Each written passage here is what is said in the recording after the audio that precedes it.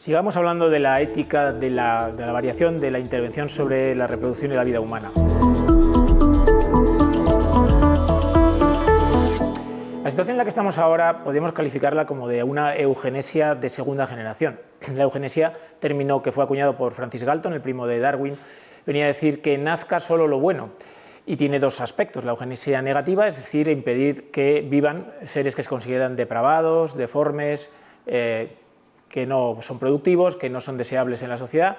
Esto se hizo tradicionalmente en el siglo XIX y XX hasta 1976 en algunos países por la esterilización forzada de numerosas personas que se consideraban que podían traer hijos depravados, entre ellas en los primeros tiempos criminales, prostitutas, alcohólicos, cosas así, ¿no? Tremendo. Y también, por una otra parte, está la eugenesia positiva, es decir, procurar que sí que se reproduzcan y vengan al mundo lo que se desea, ¿no? Antiguamente, en estos primeros tiempos, estaba basado en una cuestión de superioridad racial y pues, actualmente, como vemos, está basado en cuestiones de mejora. Pero al final es eugenesia. Entonces, vamos al debate ético. ¿Qué dice la gente que está a favor de estas cosas, ¿no? Pues la gente que dice que está a favor de estas cosas, primero es, obviamente, mi argumento para que siempre entre bien, es cuestiones terapéuticas. Evitar que se produzcan enfermedades y el sufrimiento de esos hijos con enfermedades y el sufrimiento para los padres de esos hijos con enfermedades. Claro, bueno, el hijo de la enfermedad no va a tener sufrimiento porque no van a nacer. En segundo lugar, el sufrimiento de los padres por tener hijos diferentes a ellos. Es un sufrimiento que me parece bastante curioso que se hable de esto. En tercer lugar, por supuesto, una cuestión económica. Este argumento es el mismo que utilizaban los alemanes de la Alemania nazi para promover pues, la limpieza racial y todas las barbaridades que hicieron, incluso asesinando niños que tenían problemas, ¿no? Que es, bueno, el sostenimiento del sistema público de salud.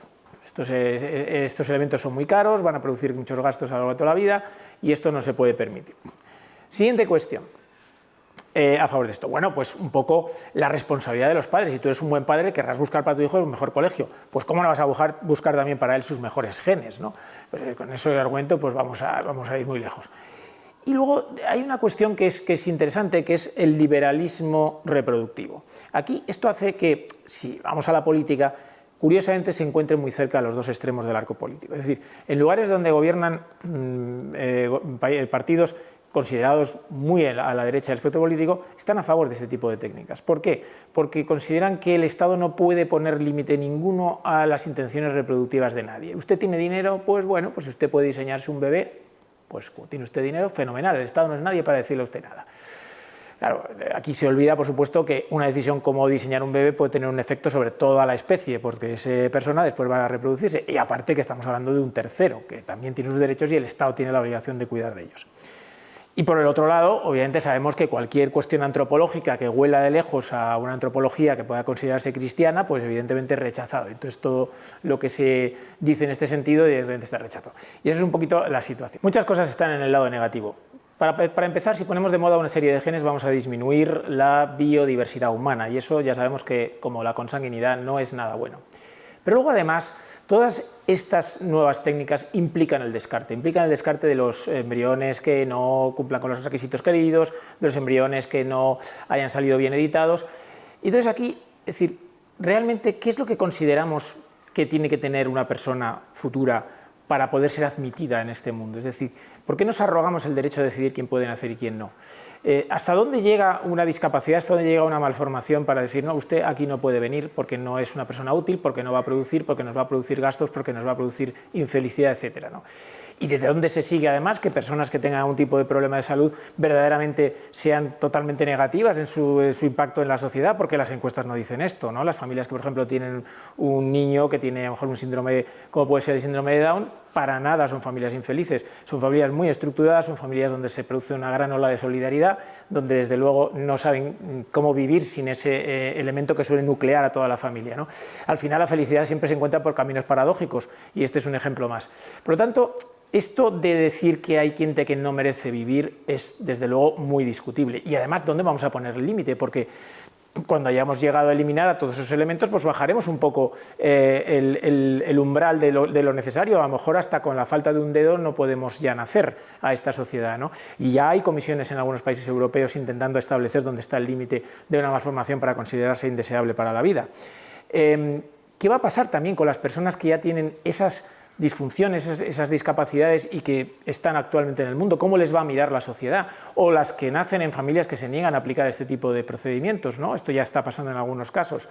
En definitiva, nos presenta una imagen de una sociedad verdaderamente deshumanizada y egoísta, ¿no?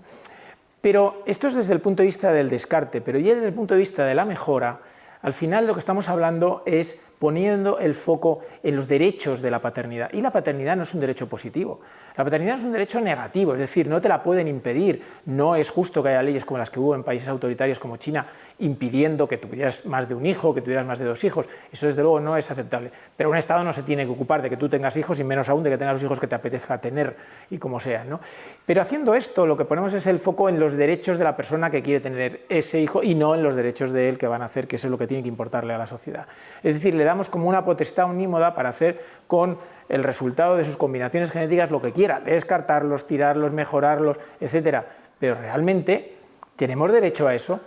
Si ya nos planteamos si se puede, por ejemplo, corregir a un psicópata que haya cometido crímenes por la vía de fármacos, o si se puede castrar químicamente a un violador que es incorregible porque se habla de que se está limitando su velocidad, su libertad, y no sabemos si tenemos derecho a hacer eso. ¿Tenemos derecho, sin embargo, a modificar la genética de una persona que no ha nacido? ¿Dónde está su consentimiento informado, ¿no? Desde luego a mí no me gustaría que enredaran mis genes. Porque además, como dice Habermas, este gran filósofo, que lo anticipó en 2001 en un libro que se llama El futuro de la naturaleza humana y que ha fallecido hace muy pocos meses, Habermas decía, esto abundará en la cosificación de la persona humana, porque nos vamos a convertir en un producto de diseño de nuestros padres. Vamos a ser editores de lo que ellos han decidido que hagamos, porque además va por gustos. Habrá una familia que querrá tener hijos que sean grandes deportistas y que ensalzarán sus funcionalidades físicas, ¿no? Pero ¿es eso lo que realmente quería ese hijo, no? Al final, también esto afecta a la inviolabilidad de la vida humana, la sensación de ser descartable, ¿no? Yo pude pasar la prueba, pero mis hermanitos pues fueron descartados, por ejemplo, y ataca a la base de la reciprocidad en el respeto a la vida de los demás. Pero además pensemos un poco en lo que es ser un buen padre, ¿no? Aquí se dice, no, es que usted tiene que elegir la mejor genética, lo mismo que elegir el mejor colegio. Hombre, una cosa es elegir un colegio, que evidentemente eso no lo puede hacer un niño de 5 años. Y otra cosa muy diferente es que un padre tome las decisiones de sus hijos en lugar de ellos, por ejemplo, qué van a estudiar, con quién se van a casar, qué amigos van a tener y a qué se van a dedicar en su tiempo libre. Eso no lo hacen los buenos padres. Los buenos padres acompañan y dejan libertad a sus hijos para que tomen sus propias decisiones. No vamos a hacer lo mismo con el genoma, vamos también a condicionarlos ahí. Yo creo que se está hablando, y con mucha razón, del derecho a la inviolabilidad del material genético, derecho a que no se toque nuestro genoma sin nuestro consentimiento, y me parece que son derechos que se van a poner en práctica, en pie, y que yo creo son muy necesarios. En definitiva, tenemos que ser autores de nuestra propia vida, no editores de la partitura que han escrito otros.